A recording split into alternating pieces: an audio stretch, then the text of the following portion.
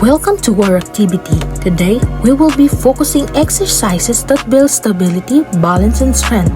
This movement will not only improve your posture, but also help you develop better core control.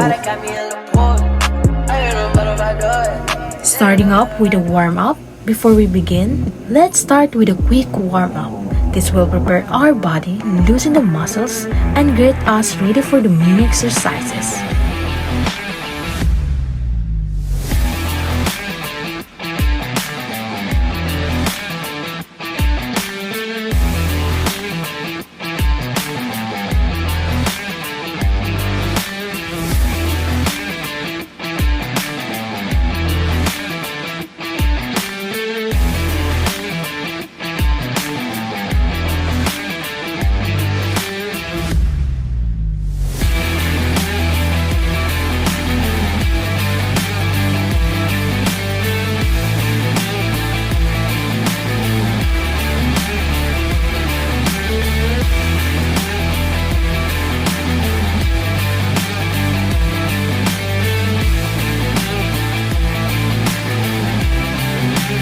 We are now starting to begin the first exercises, the bird dog.